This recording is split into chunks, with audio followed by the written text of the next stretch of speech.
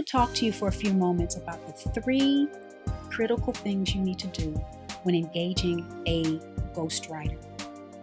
And especially if you're trying to decide still whether or not you want to hire one. The first thing you need to do when trying to engage a ghostwriter is to ask them to see their portfolio. Now be ready. They may not be able to show you exact work that they've done for someone else because as a ghostwriter, everything they do is confidential. Literally, the word ghost is the most important key word in that name. Being a ghostwriter means that we are writing on your behalf. And because we're writing on your behalf, you are still the author. We don't even exist to the world, but only to you.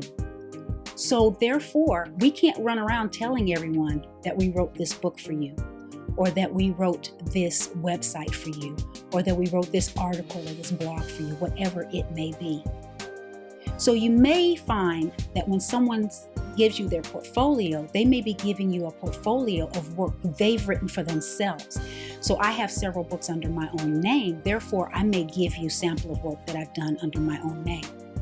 In addition, I may have an agreement with several different clients where I can take samples or small bits out of their work and maybe have changed certain names or specifics and then used it in my portfolio.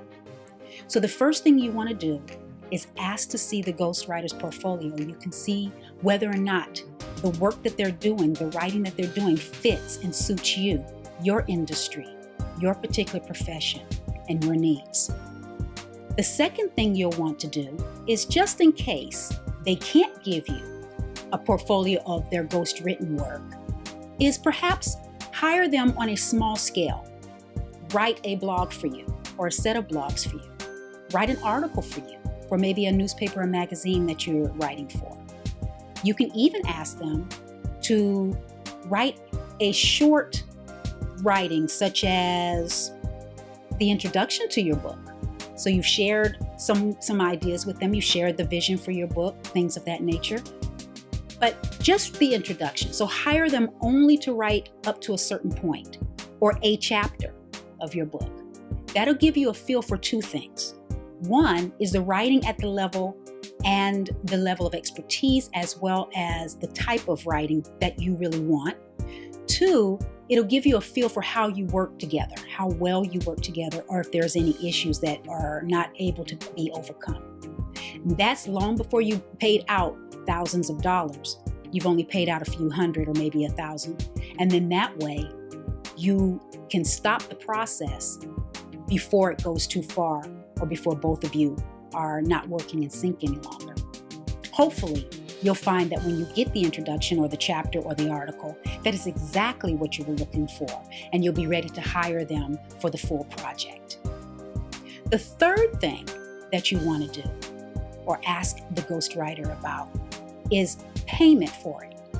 You don't want, it needs to be equitable on both ends, so you don't want to pay them the full amount up front, but it wouldn't be equitable for you to pay them the full amount on the back end. So what we do is we set up something called milestones. And what milestones are specific spots along the project plan where you have an expectation of a certain amount of work effort and you pay according to that work effort. Or you'll pay in advance for a certain amount of work effort. And once that work effort is delivered, you'll then make the next payment for the next milestone. And these are things that are agreed upon up front. What's critical and important is that as you contract with this ghostwriter, you both are in agreement of what work effort is expected within each of the milestones and how much money is to be paid for each of those deliverables as well. So remember, when you are seeking to hire a ghostwriter, it's important that you make sure that 1, their portfolio fits the style of writing you're expecting and the level of expertise you're expecting. 2, that you are able to see some sample of work, and if they can't give you something because it's confidential or proprietary, that you can then hire them for a small project or a small piece of the large project. so that you can then see how well you two fit together and if the work effort is exactly what you need.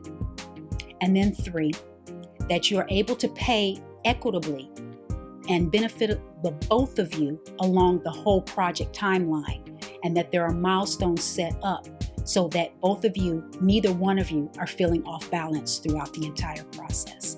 I hope that helps, and we hope to be able to talk with you soon.